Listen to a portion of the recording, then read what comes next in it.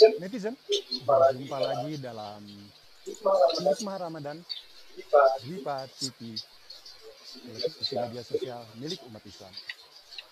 Hikmah Ramadan kali ini kita akan membahas dan mendengarkan pandangan Ustadz Hotmatua menelaah puasa dari sisi tasawuf dan filsafat Islam. Sudah tersambung dengan kita Ustadz Hotmatua Paralihan. Assalamualaikum Ustadz. Waalaikumsalam warahmatullahi wabarakatuh. Bang Adi dan netizen dimanapun Anda berada. Assalamualaikum. Waalaikumsalam warahmatullahi wabarakatuh. Baik Ustadz, tanpa membuang waktu, kami mohon Ustadz berkenan memberikan pencerahan dan tausiah. Warahmatullahi wabarakatuh. Alhamdulillah nahmaduhu wa nasta'inuh wa na'udzu billahi min shururi anfusina wa min sayyiati a'malina may yahdihillahu fala mudhillalah wa may yudlil fala hadiyalah. Asyhadu an la ilaha illallah wahdahu la syarikalah wa asyhadu anna Muhammadar Rasulullah allazi la nabiyya ba'd. Allahumma shalli ala sayyidina Muhammad wa ala ali sayyidina Muhammad. Pertama-tama syukur alhamdulillah kita ucapkan kehadirat ilahi Rabbi,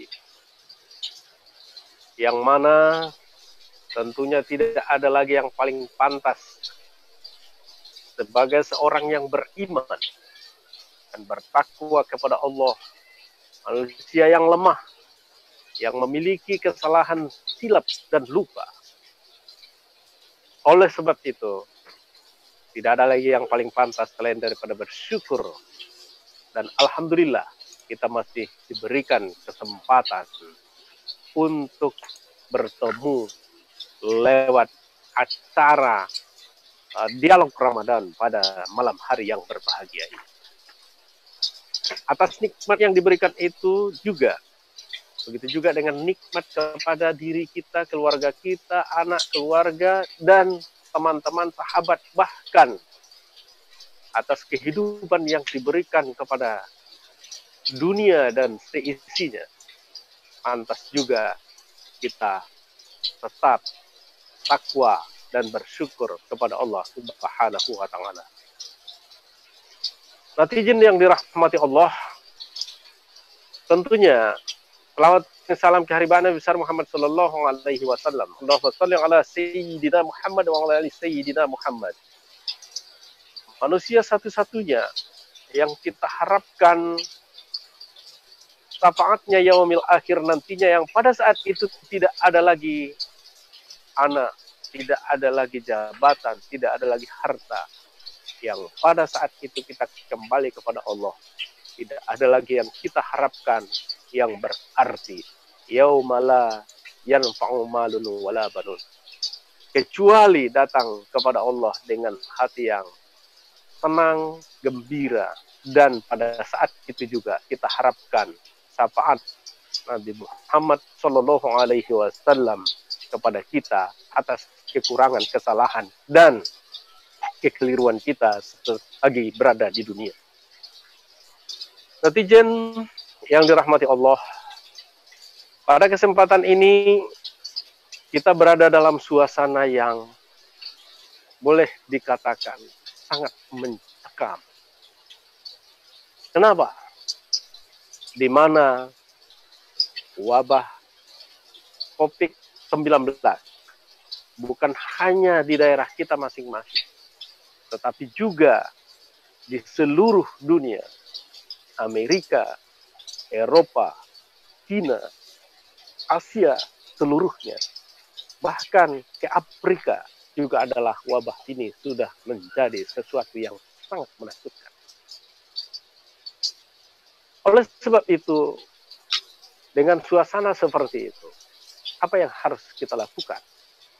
Maka pada kajian ini mungkin ada nanti kita hubungkan kajian yang berhubungan dengan tasawuf dan puasa, yang bisa membekali kita untuk menguatkan dalam persoalan-persoalan yang kita hadapi, baik dia persoalan keluarga, persoalan teman, persoalan pekerjaan, persoalan yang berhubungan dengan bisnis, berhubungan dengan kedudukan, jabatan, harta, dan seterusnya. Kalau kita berbicara tentang tasawuf, bagaimana pada pertemuan-pertemuan sebelumnya, bahwa tasawuf itu adalah ilmu yang bagaimana seorang hamba dekat kepada Allah, bahkan dengan usahanya berusaha untuk sedekat-dekatnya, bahkan menyatu dengan Allah. Itulah yang dikatakan dengan tasawuf. Jika demikian, ada sesuatu yang dituju. Apabila di dalam perjalanan di dunia permisalan, sekarang ini musim lockdown, di mana kita harus berhenti, tidak boleh keluar, tidak boleh berhubungan dengan orang lain secara fisik,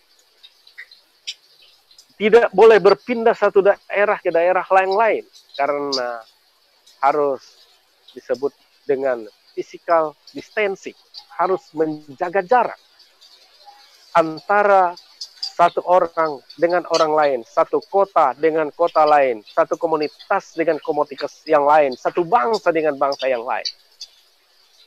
Tetapi kalau di dalam tasawuf ada yang disebut dengan stasiun-stasiun yang harus dilalui. Katakanlah tadi ada satu perjalanan, kalau dari Jawa sampai ke Sumatera, tentunya ada beberapa stasiun-stasiun yang harus dilalui. Ada persoalan makomat dan tempat yang harus dilalui seorang sufi agar sampai kepada tujuannya. Kemana? Mendekat dengan Allah Subhanahu wa Ta'ala.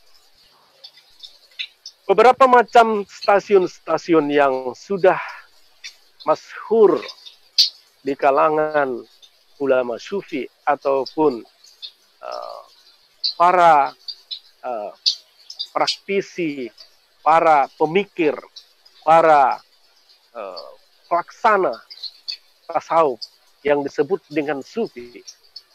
Ada yang disebut dengan taubat. Di samping ada di samping taubat ada yang disebut dengan juhud, dan ada juga disebut dengan fakir, dan ada stasiun-stasiun yang lain ridho. Tetapi pada kesempatan ini kita mencoba untuk mengulas tentang juhud. Juhud artinya adalah sikap mental yang menjauhkan diri dari dunia. Kalau secara pengertian umum adalah seperti itu, tapi mungkin bisa kita maknai bahwa seorang hamba, seorang sufi, orang yang beriman tidak boleh ketergantungan yang sifatnya materi. Yang kita sebutkan dengan materi di sini adalah kekayaan material. Kekayaan 1.000 triliun, 2.000 triliun. Ada jabatan, mulai dari RT, kepala desa, camat, bupati, gubernur, sampai presiden. Maka itu adalah sifatnya materi. Ada juga bentuk anak, istri, dan keluarga. Itu pun disebutkan dengan atau digolongkan dengan materi. Lalu kemudian, apakah seorang sufi harus meninggalkan 100% tentang materi? Tidak. Karena di dalam syariat disuruh juga agar kita memiliki kekayaan yang banyak, agar bisa kita berzakat, berimpak, dan sedekah. Begitu juga dengan yang lain. Kita disuruh untuk beristri, berketurunan, punya anak, punya cucu, dan seterusnya. Karena salah satu pentingnya syariat itu adalah untuk menjaga agama, menjaga keturunan, menjaga harta, dan seterusnya. Lalu kalau gitu bagaimana yang disebut dengan juhud? Kalau dalam pengertian umum disebutkan tadi, menjauhkan yang sifatnya dunia atau kemewahan dunia, kalau saya lebih cenderung mengatakan bahwa juhud adalah ketergantungan secara pikiran terhadap yang sifatnya materialistik. Artinya apa? Di saat seseorang mau dekat dengan Allah, maka apabila dia memiliki kekayaan, katakan dengan suasana COVID-19 seperti sekarang ini, suasana yang paling menyedihkan, banyak orang yang kehilangan kerja, banyak orang yang terusir dari rumah kontrakannya, banyak orang yang tidak bisa lagi makan, bahkan sudah 2 hari tidak dapat makan. Ada di tempat lain sudah 2 hari hanya minum mineral. Tetapi harus dipahami dan diyakini bahwa tidak beriman seseorang yang apabila dia tidur nyenyak sementara di samping rumahnya ada yang menjerit kelaparan. Artinya apa? Di ketika seseorang yang memiliki kekayaan secara materi, karena dia merasa takut hilang dan berkurang kekayaannya, maka itulah disebut dengan ketergantungan terhadap yang sifatnya terbatas, dan terbatas itu adalah materi. Maka juhud ini adalah satu sifat mental dan pikiran yang tidak boleh tergantung sepenuhnya terhadap materi, karena kita adalah harus tergantung dan mengikatkan hati dan pikiran kepada yang sempurna. Apa itu? Allah Subhanahu wa Ta'ala. Maka di dalam Al-Quran disebutkan bahwa pada surat Az-Zariyat ayat 50, yaitu fafirru ilallahi inni lakum minhu najiram mubina. Maka larilah kepada Allah. Kenapa? Karena dia adalah pengingat yang sesungguhnya. Karena Allah adalah satu tujuan. Kenapa? Pada ayat yang lain disebutkan, apabila kita mengingat Allah, maka kita berada di dalam ketenangan, kesenangan, kebaikan, dan ketentraman jiwa. Apa itu? Ala bi zikrillah tatma'innul qulub. Banyaklah kamu mengingat Allah, maka akan efek yang akan kita dapatkan adalah mendapat ketenangan batin. Artinya apa? Di ketika kita lari kepada Allah, karena dia adalah tempat tujuan berlari, maka kita larilah kepada Allah dengan menjauhkan keterikatan terhadap materi. Natijan yang dirahmati Allah. Oleh sebab itu, kalau kita hubungkan dengan puasa pada hari ini, kita teringat dengan tulisan Pak Profesor Dr. Nurholis Majid. Pesan-pesan takwa yang mungkin sudah puluhan tahun yang lalu diterbitkan buku. Dan banyak lagi para ulama yang telah menggariskan pembagian puasa. Tetapi pada kesempatan ini, saya merujuk kepada buku itu, ada 3 tingkatan puasa. Yaitu adalah puasa jasadi. Yang kedua adalah puasa nafsani. Dan yang ketiga adalah puasa ruhani. Di ketika seseorang pada tingkat pertama, yaitu puasa jasadi, di mana adalah imsak, puasa mulai dari pagi sampai sore hari, menahan memasukkan sesuatu ke dalam rongga untuk tidak makan dan minum, maka pada saat itu kita masih tergolong puasa yang paling elementer. Artinya apa? Puasa tingkatan yang masih rendah. Dengan puasa yang seperti itu kemudian terlatih secara fisik. Kenapa? Karena dengan melakukan 30 hari dalam setahun, ditambah dengan yang sunat, puasa Senin, Kamis, dan hari-hari yang lain, maka secara otomatis kita bisa naik peringkat menjadi puasa nafsani. Apa itu? Seseorang bisa menahan pandangan, bisa menahan prasangka buruk, bisa menahan hati yang dongkol kepada orang lain, bisa menahan hati dan pikiran untuk dengki kepada orang lain, bisa menahan telinga untuk tidak mendengarkan gunjingan, yang pada saat ini barangkali bisa menahan pandangan dan pendengaran ataupun ucapan menyebarkan kebencian dan hoaks, baik dia secara langsung maupun melalui IT, media sosial, dan seterusnya.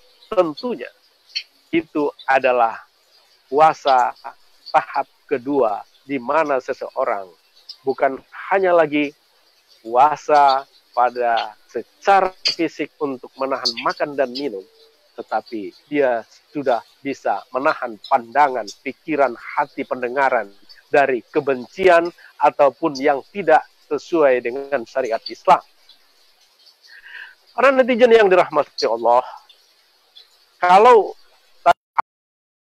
alan makan batu, tetapi mereka itu orang-orang yang melaksanakan ibadah karena Allah 100% tidak terikat lagi dengan pujian, tidak terikat lagi dengan keinginan-keinginan yang lain, termasuk kepada puasa-puasa para nabi dan aulia. Apakah memang seorang manusia sampai ke sana? Maka kita harus punya keyakinan bahwa itu memiliki proses yang harus dilakukan dan menjadi tujuan. Kenapa? Karena di dalam hadis juga disebutkan ada kritik terhadap orang-orang yang melaksanakan puasa, tetapi sesungguhnya dia tidak berpuasa. Apa itu? Kam shaimin laisa lahu min siyamin illa min ju'in wal 'atsy. Banyak orang yang melakukan puasa, tidak ada yang mereka itu yang dapatkan kecuali lapar dan haus. Kenapa? Karena mereka itu walaupun puasa, ucapannya tetap juga tidak sesuai dengan menahan nafsu.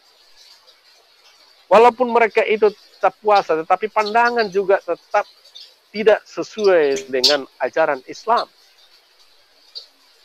Walaupun puasa mulai pagi sampai sore, tetapi masih tetap mendengarkan yang tidak sesuai dengan ajaran-ajaran Islam. Nah, inilah yang dikritik, bahwa tujuan daripada puasa itu bukan hanya berhenti pada fisik, tetapi dia harus sampai kepada tujuan yang paling tinggi, yaitu karena kita bertujuan kepada yang sempurna, maka keinginan peraturan harus sesuai dengan keinginan yang sempurna.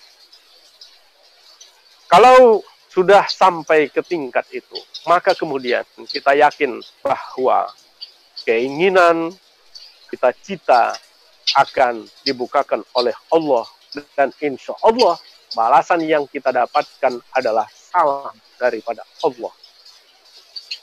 Dalam surat Yasin disebutkan salamun qaulam mir rabbir rahim.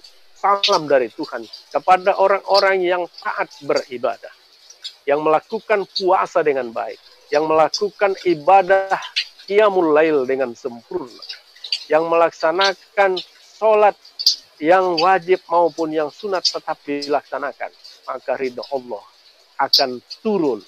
Kenapa? Karena di ketika seorang dokter yang menangani COVID-19, maka di ketika Gubernur DKI menyiapkan tempat tinggal sebagai penghormatan dan penghargaan terhadap para dokter di DKI, disiapkan hotel untuk tempat mereka itu bernaung beristirahat sementara. Gubernur mengucapkan salam melalui surat. Para dokter ada yang menangis, begitu terharu mendapatkan salam dari seorang Pak Gubernur.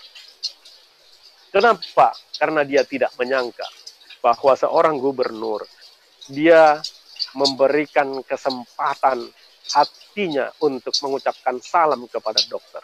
Tentunya kebahagiaan itu sudah dapat kita duga, seandainya juga salam dari presiden juga datang kepada kita, juga sangat berbahagia.